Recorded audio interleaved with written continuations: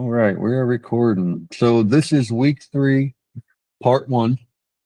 This one's a little different from the last 2 weeks that we've done, the last 4 problems that we've done. So we'll read over it real quick. So our computers are having issues. So I have no idea if we have any chief historians in stock. You're welcome to check the warehouse, though. It says a mildly flustered shopkeeper at the North Pole toboggan rental shop. The historian heads out to take a look. The shopkeeper turns to you. Any chance you can see why our computers are having issues again? The computer appears to be trying to run a program, but its memory, or your puzzle input, is corrupted. All of the instructions have been jumbled up. So it seems like the goal of the program is to just multiply some numbers. It does that with instructions like multiply X and Y, where X and Y are each 1 to 3 digit numbers. So for instance, multiply 44 and 46, that multiplies 44 by 46 to get a result of 2024. Similarly, multiply 123 and 4 would multiply 123 by 4. However, because the program's memory has been corrupted, there are also many invalid characters that should be ignored. That word right there is key to remember here. Even if they look like part of a multiplication instruction. Sequences like multiply 4 times, comma, multiply 6, 9, question mark, 12, 3, 4, or multiply 2, 4, do absolutely nothing. So for example, consider the following section of corrupted memory. All this jumbled mess right here. Only the 4 highlighted sections are real multiplication instructions. Adding up the result of each instruction produces 161. So 2 times 4 plus 5 times 5 plus 11 times 8 plus 8 times 5. So our job is to scan the corrupted memory for uncorrupted multiplication instructions. And what do you get if you add up all the results? So before we get into it, either of you, if you look right at this, just a quick glance, what's that remind you of? What's it look like?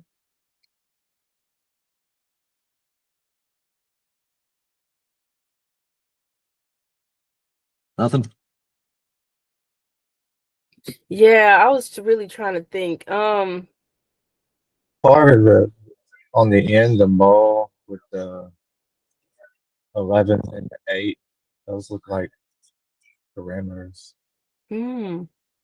Okay. And then it looks like at the end, it's like a function. Well, methods. Okay. So do you guys remember the wonderful things called regular expressions? Oh no. Regex. Regex, that's 100% correct. So that is what we're going to be doing with this today. So let me go ahead and stop that and share my other screen. Bear with me. I think this is gonna be brand spanking new to me. And I'm excited. I don't You know. never did regular expressions? Okay, I will give you a yes once you start. I don't know. I've definitely heard regex before, but I don't think I've actually worked like closely with it. That makes sense. Okay, fair enough. So what I'm going to do is we'll go through and I'll briefly touch on everything that we're writing out into the code. And then after it's done, I'll go through it more thoroughly with you and explain more in depth as to what it is and why it's working and how it's working. Is that fair? Yes. All right, cool. So you both got your input text documents and your solve.js files. Go ahead and get your input, which is going to look like a big error screen. Go ahead and get that and put it in there, and make sure you save it.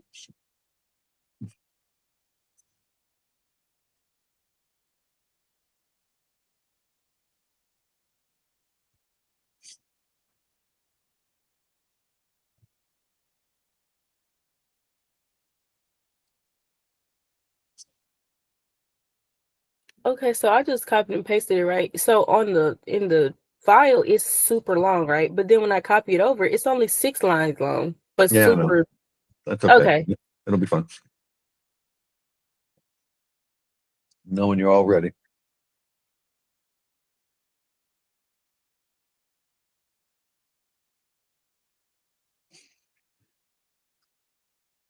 You good, Michael? Yeah, I copied the text inside All right. my file. So what we're going to be doing here is pattern matching with regular expressions. Okay. So the script that we're going to be making solves a pattern matching problem that it was asking us to do on that question.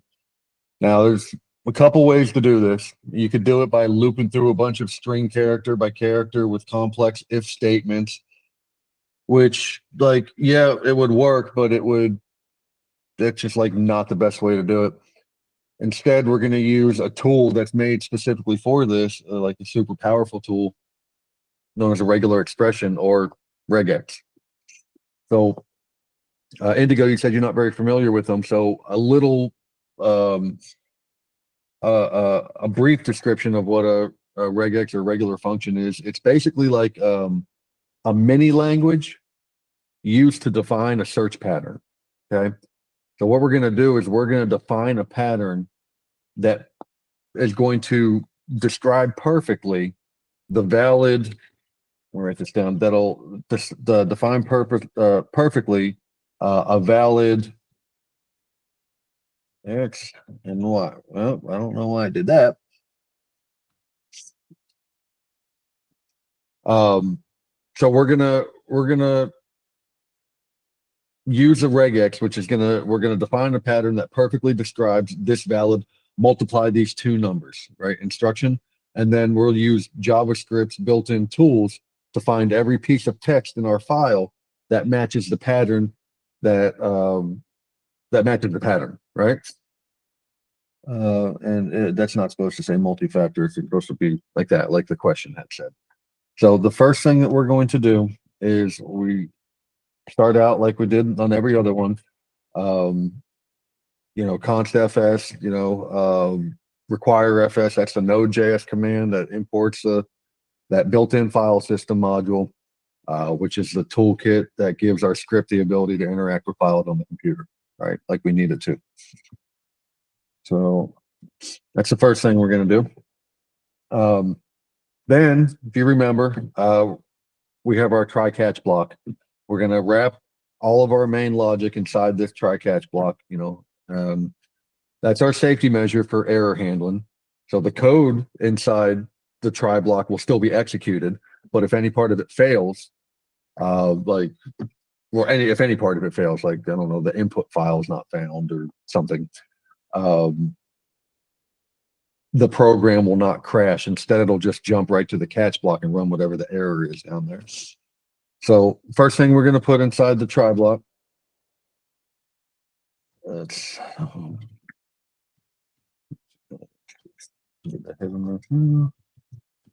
So the first thing we're going to put inside of there is const file content, like we've done for every other one, and the read file sync. We're going to change that to the name of our text document, which is input.txt or whatever you named it. So if you don't remember, the fs.read file sync, that's a function from the fs module that reads a file synchronously. And by synchronously, I mean the program will pause on that line and wait until the entire file has been read before moving on. And then, the result is one giant string containing all the text from the file, which we store in file content. Okay. When you got that.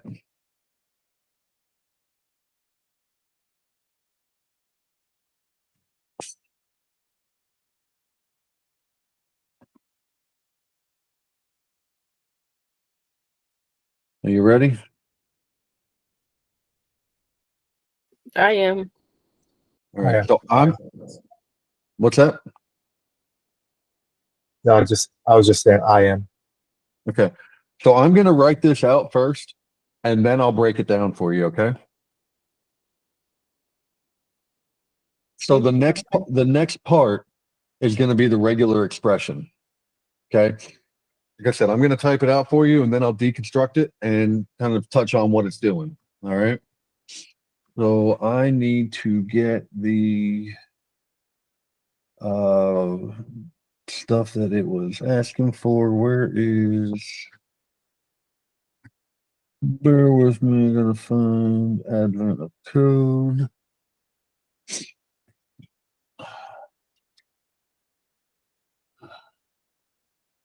I got to get the questions again.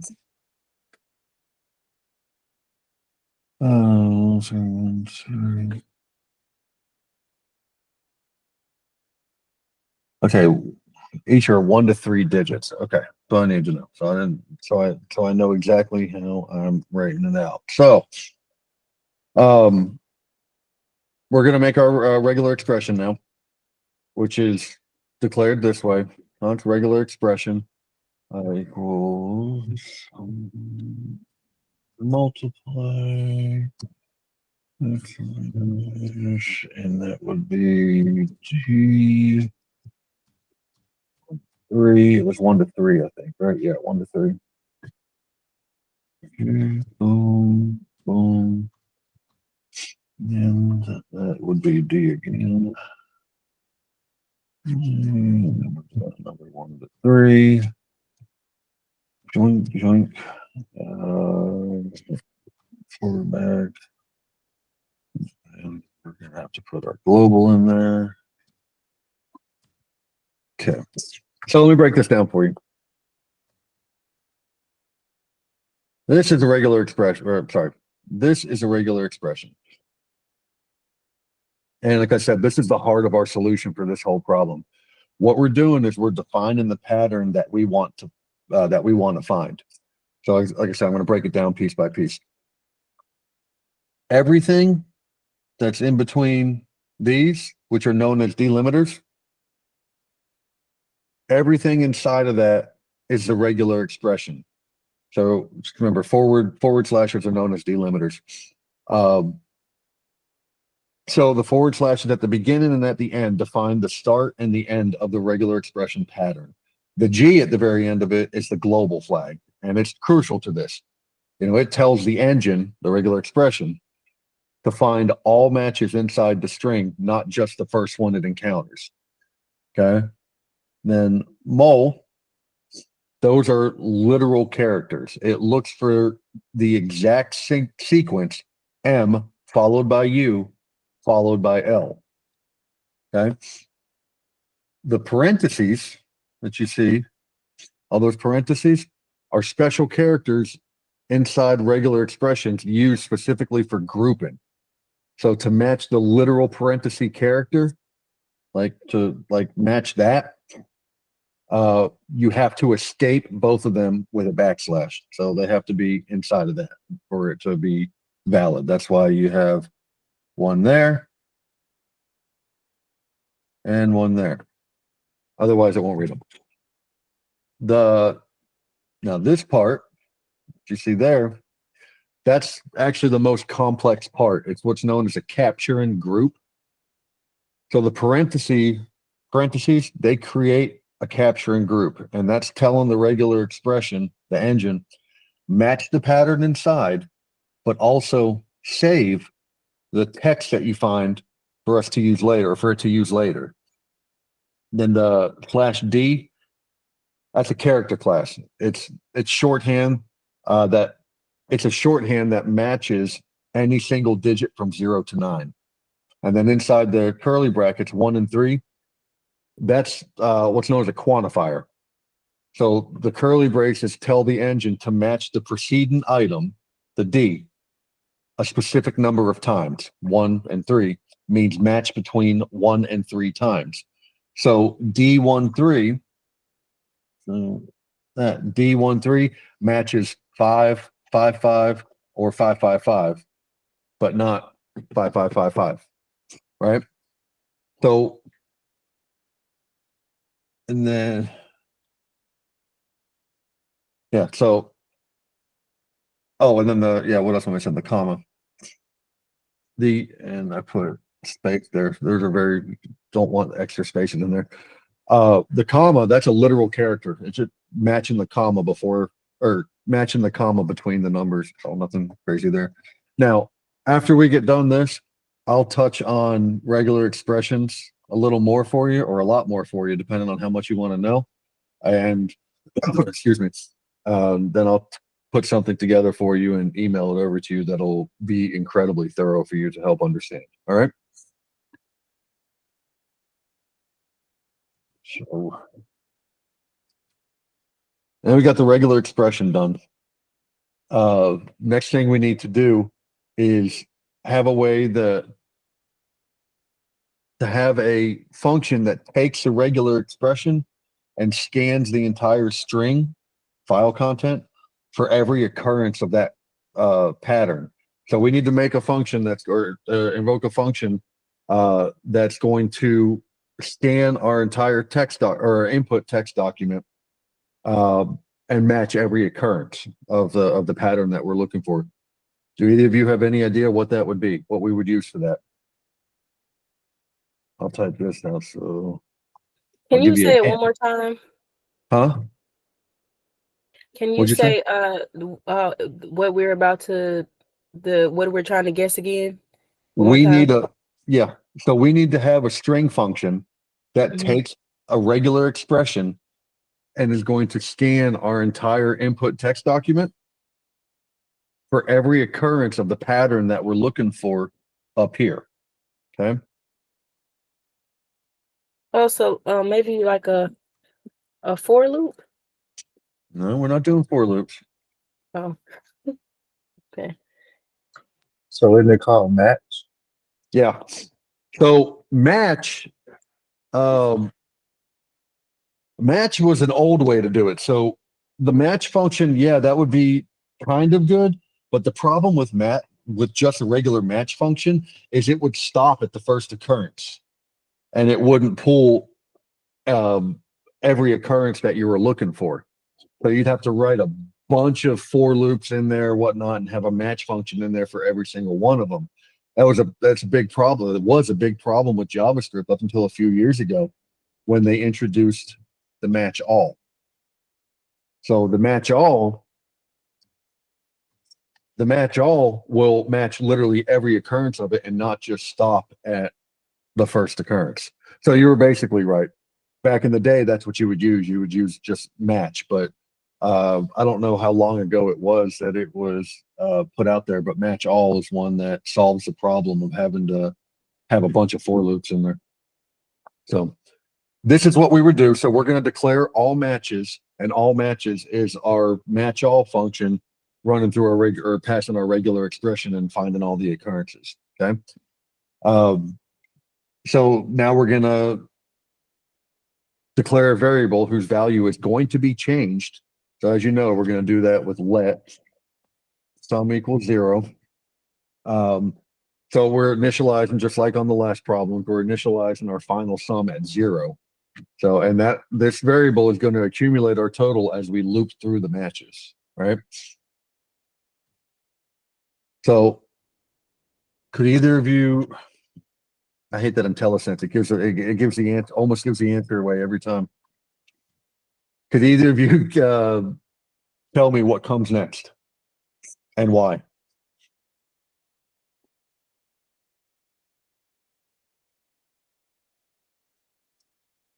Okay, so what comes next would be a for of loop. So the for of loop is a simple way to iterate over the results from our all matches iterator. Okay, so for each valid MUL instruction found, the code inside this loop will run once. And then match will be a special array-like object containing details about the current match. So what you see there. Okay, I'll go over that one more time. So we have the for part of it.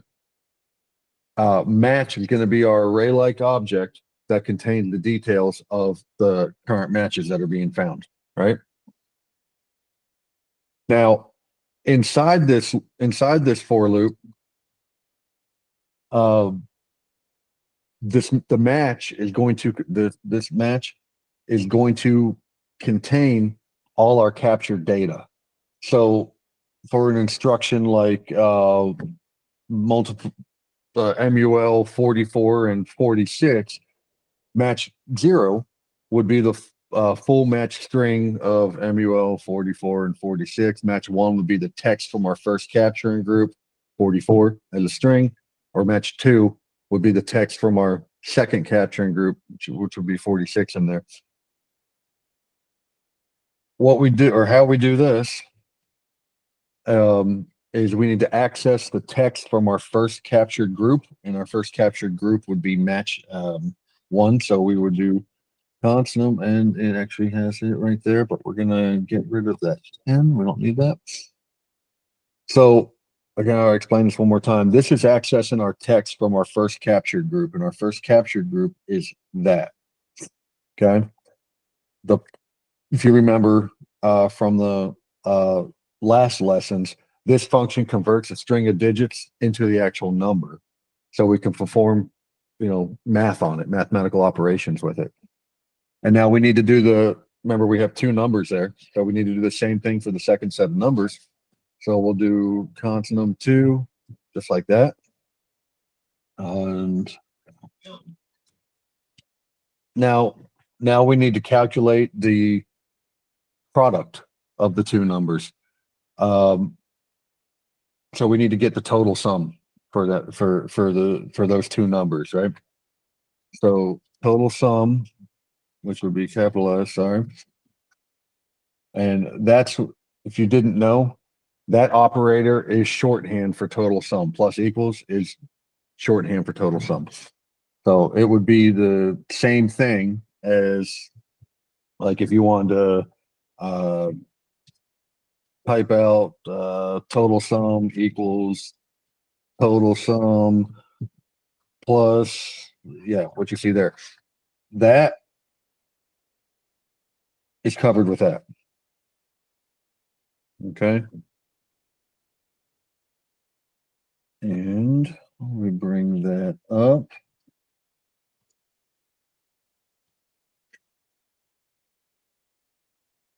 Okay. So after this loop, after this loop is done, is finished processing all the matches, obviously we want to print the final results. Anybody tell me how we do that? Console log. Yeah. What would it look like?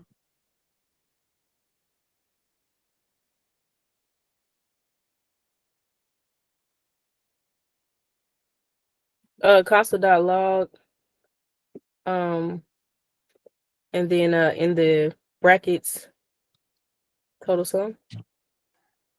What'd you say? Total sum. Right. So we need to use backticks on this one to create, we use a backtick so we to create a template literal. That way it allows us to embed variables directly into the string. So we would say the final sum of all multiplications is, what do we call it? Total sum. Oops. And I gotta put that. Be that. And then if not,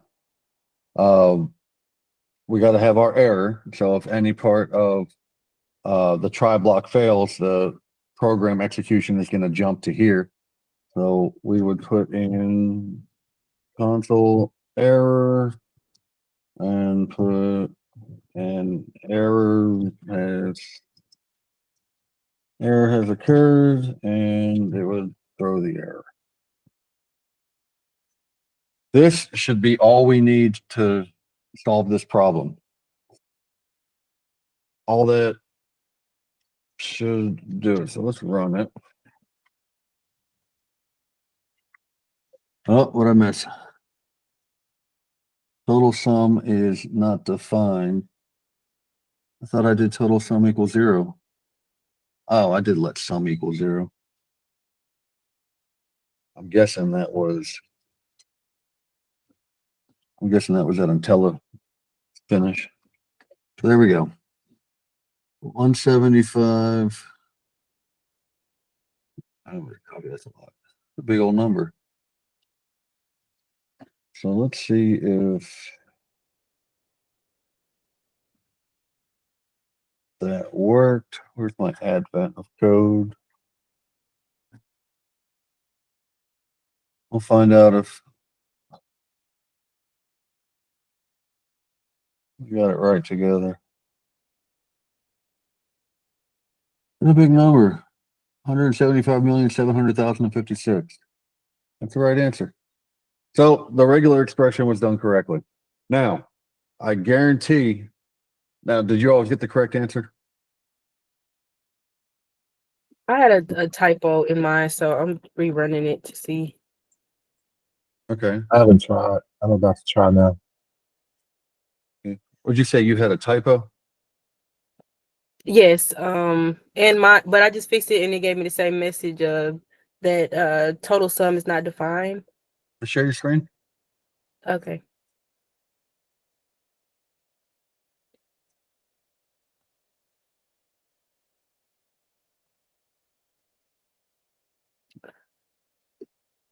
All right. Yeah, you have let sum equal 0. It's supposed to be total sum. Oh, okay. I'm guessing y'all copied what I did when I'm guessing it was that intelligent finish that did it. And Oh, yeah. I try to X that out, but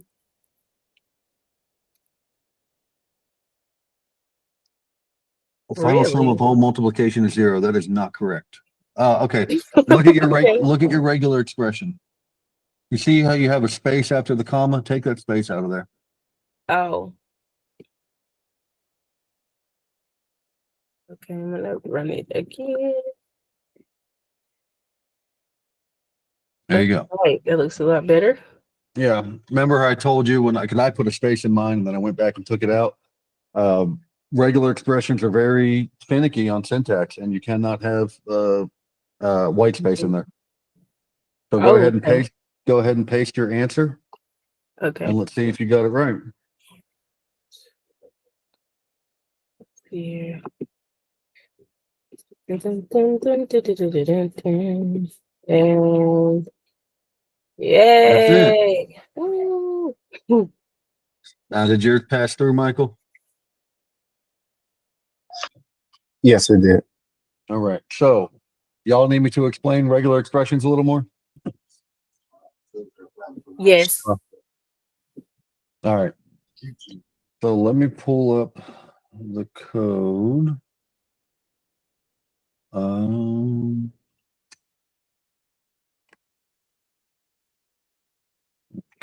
let's get it. All right, y'all see it, right? So, excuse me. Remember how I said earlier you could have you had said or somebody had said well, it was probably me. There was two different ways to do this.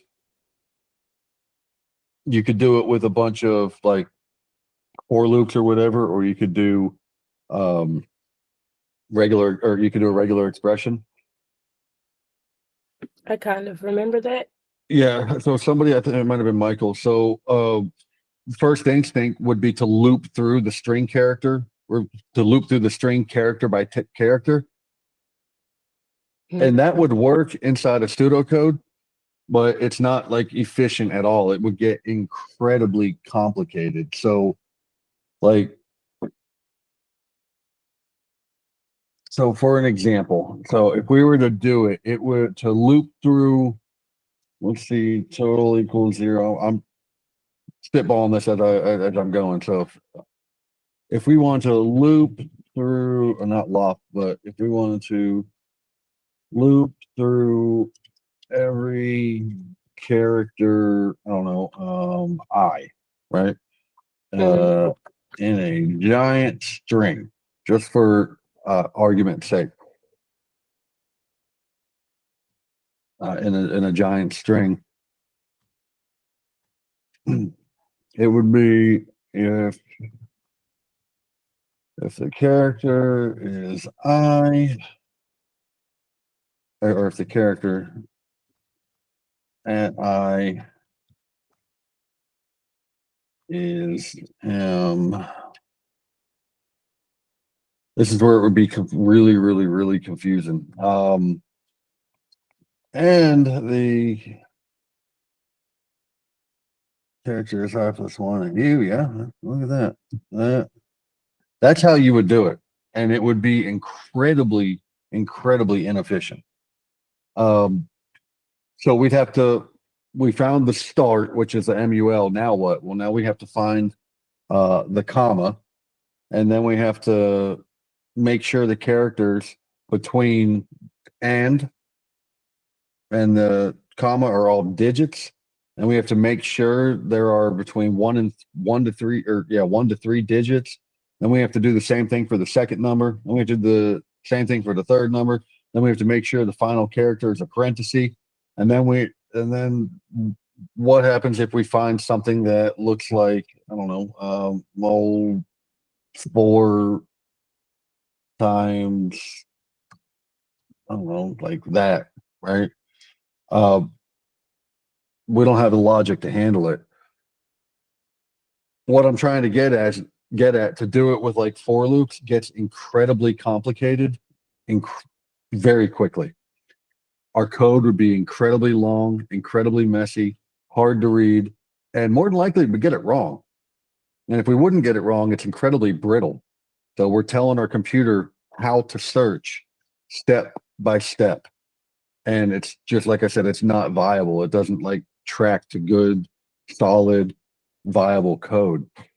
So that's where regular expressions came. I heard a noise. Yeah.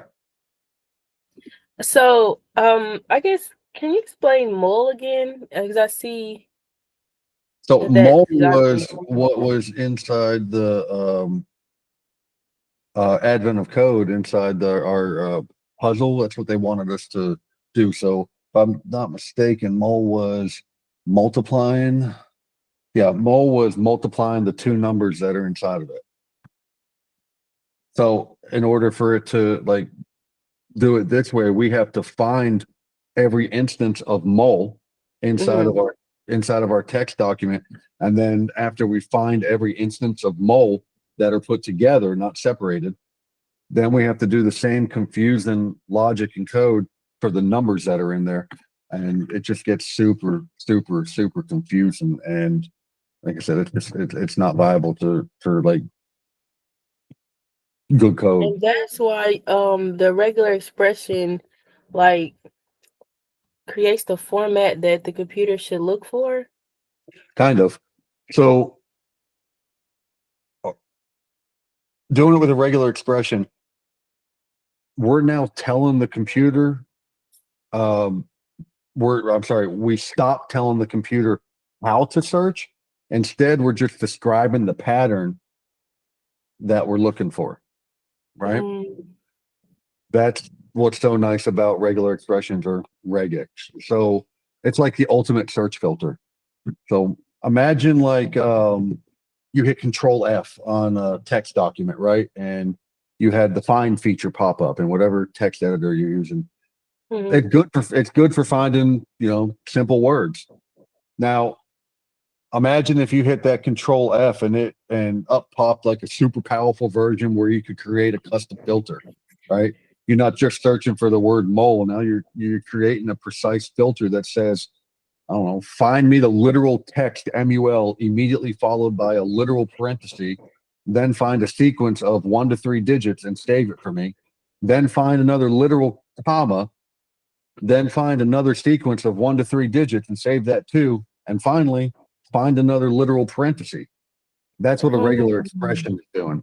Instead of you telling the computer how to search, you're just giving it, hey, this is what you're going to do for me. This is what you're going to do, and this is a pattern that we're looking for.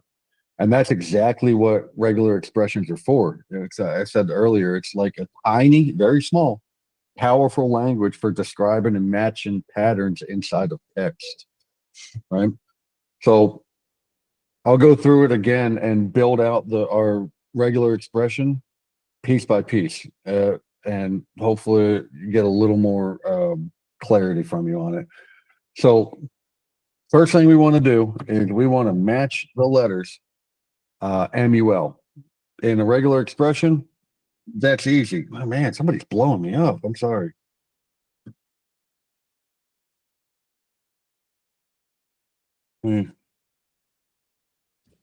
Sorry. Inside of a regular expression, it's super easy, to find M, U, and L. We're literally just looking for that, right? So now we have our special characters. So we need our opening parenthesis, but parentheses are special characters and regular expressions that are used for grouping. So to tell the engine we mean a literal parenthesis character, we have to, quote, escape it. And in order to search for a parenthesis inside of a regular expression, the proper way to escape it would be you put it inside of one of these. That's how it's able to find it. All right. Now to match the digits, like the any single digit from 0 to 9, that's where we use our delimiter, which is that. Okay. And in order to find it, you would do, let's say, multiply or MUL. I keep saying multiply, but you know what I mean. D. So we put our delimiter inside of there. So doing that, that's going to find us any single digit from 0 to 9, as well as finding MUL, right? Let's just delete that. So we figured out these are the letters that we want to match. We also need to make sure that we're looking for parentheses inside of it. That's part of our search filter. Now we need to match a specific quantity. So the rule in the question says that the number can be 1, 2, or 3 digits long. So we use a curly brace as what are known as quantifiers. So we put the curly brace and we're looking for digits that are between 1 and 3 characters long. Looking for characters that are between 1 and 3 characters long. That's the first set. That's the first part of our filter, right? But it's not enough just to find the pattern. We need to now extract. We need to extract the numbers. So in order to do that, we wrap the part of the pattern that we want to save inside of parentheses. Okay.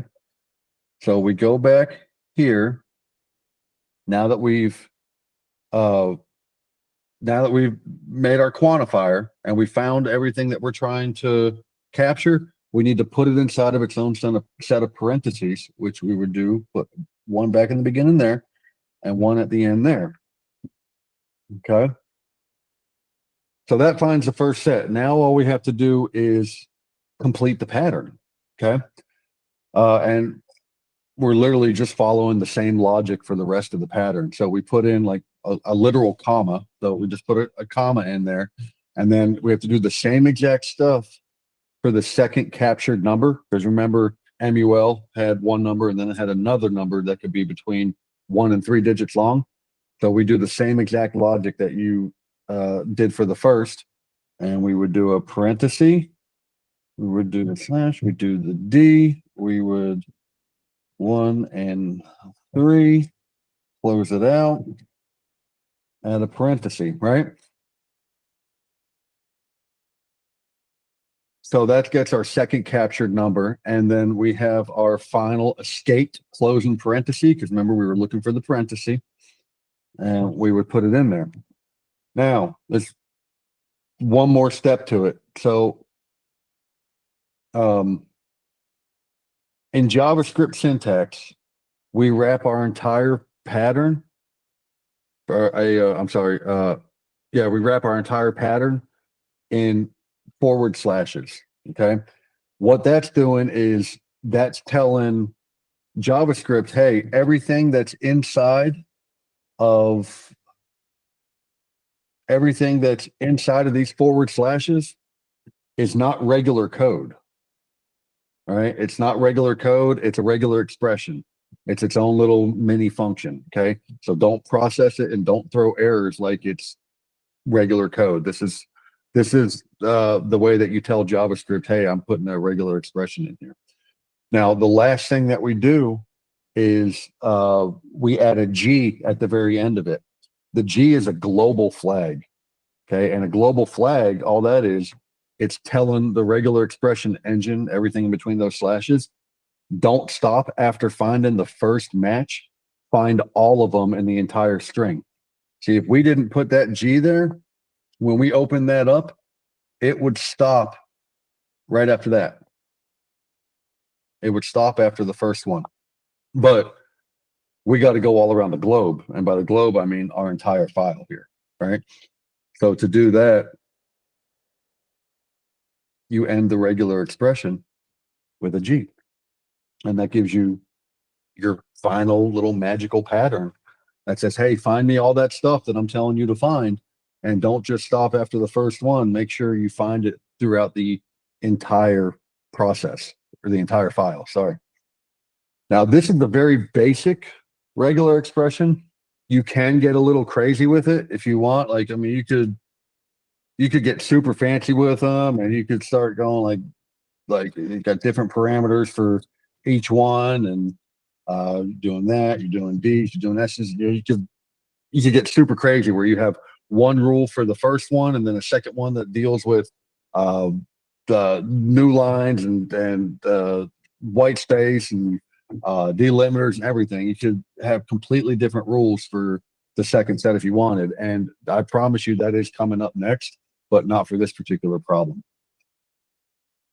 So for what we just did, we described our entire complex set of rules inside one single, albeit small, powerful line. So that would be our regular expression or our regex pattern. Then the actual JavaScript code to solve that problem now becomes incredibly short. You know, all you have to do now is loop through each match that the match all method found for right here. Like, it's literally all you have to do now. You got nothing crazy left to do. You know, you're simply taking your regex pattern that we built and assigning it a constant variable named regex, like you see up there. We're taking our pattern and naming it regex. That obviously that makes it readable. Then you have your match all. That's what you'll call, I don't know, a magic moment. The match all method, that's a function that's available on all strings. We give it our regex pattern as an argument, and then it scans the entire file content string from beginning to end and finds every piece of text that perfectly matches our filter. So you might wonder, well, what all does match all give us back? So it doesn't return like a simple array of strings. It returns a special object called, an iterator. And you can think, if you don't know, you can think of an iterator as a list of results that you can loop through one by one by one by one.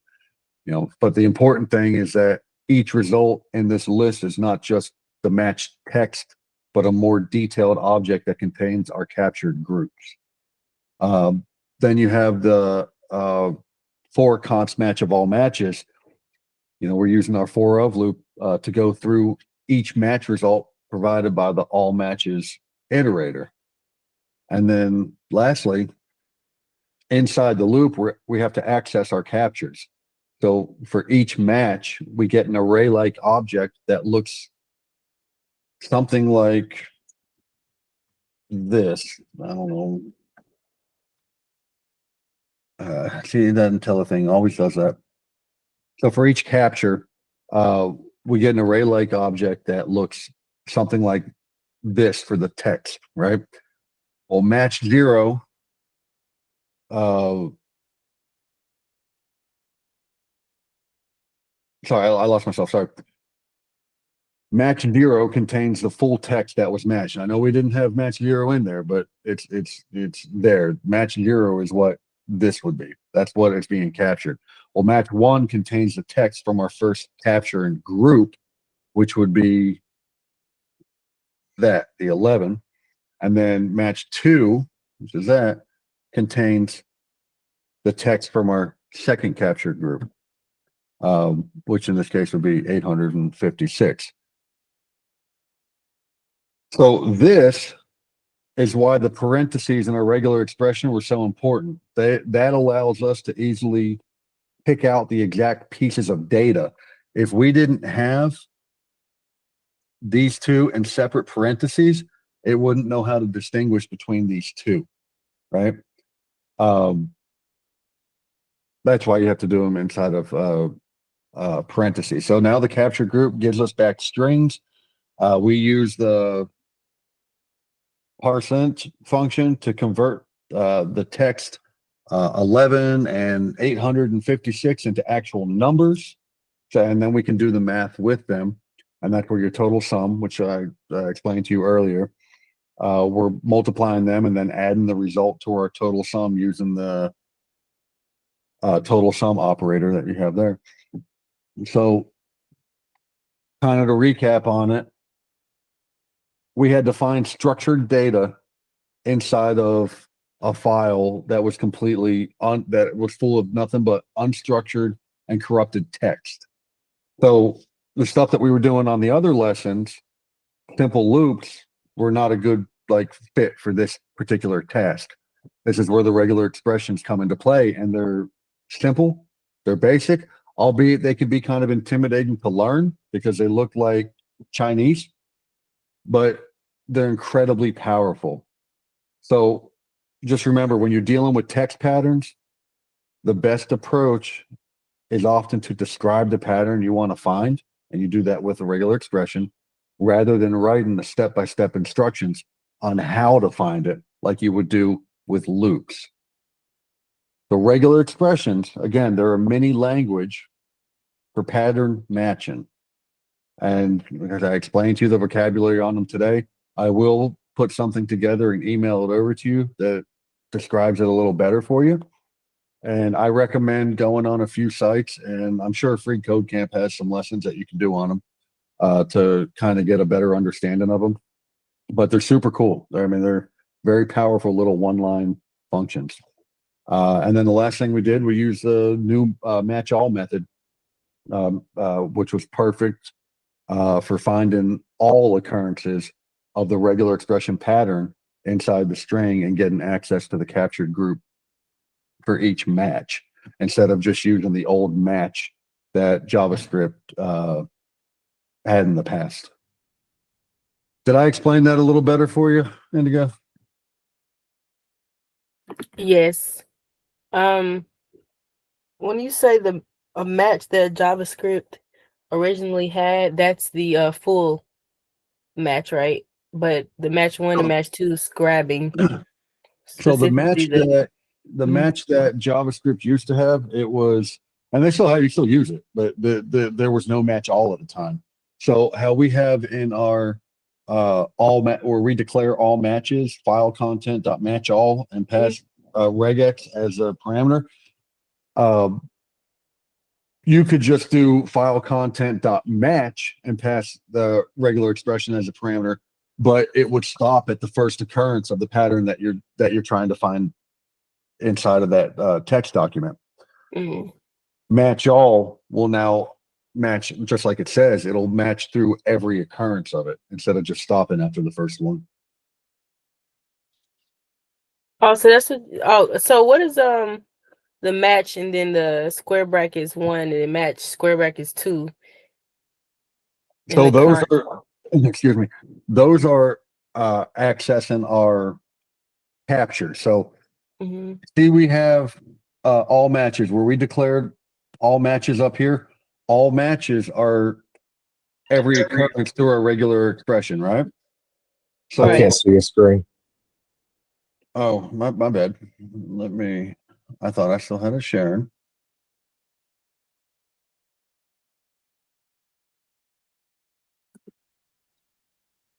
I see it. Okay.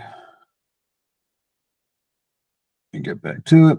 So, yeah, you asked about this. Okay, sorry. So, match 1 and match 2. Remember, we declared all matches as this. All matches is every occurrence of MUL and those numbers inside of our regular expression, right? Right. Okay. So match, as you see here, the first match that you have, is the first occurrence inside all matches of the first number, right? Match 2 would be the occurrence of the second number. So match 1 would be every occurrence of this number, and match 2 would be every occurrence of the second number. All right? Make sense? Yes. Match 1 is the occurrence of the first number. Match 2 is the occurrence of the second number. Then it multiplies those two numbers. Yeah, we get our total sum. Yep. Now, this is just going to pull that. That's just going to give us back strings, right?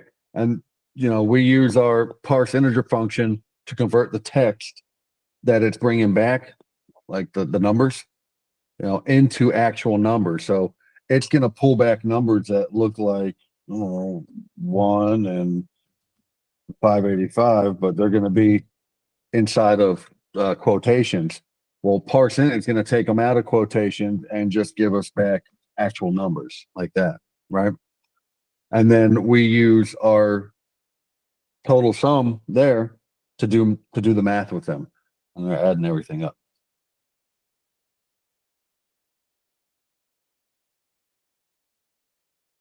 It makes sense? Yes, it does. Okay. So like I said, I'll put something together for y'all and I'll email it over to you, and I'll try to make it as descriptive as I can, or detailed as I can. But if you have any questions, like, feel free, reach out. But yeah, that's what we got for today. Did y'all pick up anything from it?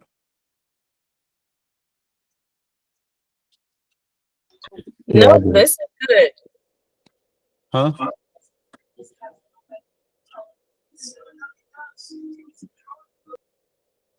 Oh, I said I don't have any concerns. I said I like this lesson. Okay, well, you're gonna hate the next one. Oh, yay. Okay. I promise you're gonna hate the next one. Because the next one is, if I'm not mistaken, I believe the next one gets into getting super intricate with regular expressions. But we'll figure that one out on Friday. And Monday, I'm not doing anything on Monday. Just to give you a heads up. I'm taking a 3-day weekend. All righty. All right. But in the meantime, I recommend going and checking out Beale Street and go get yourself some BB Kings. It was super good. Oh, yeah. Thank you Yep. for that. Yeah.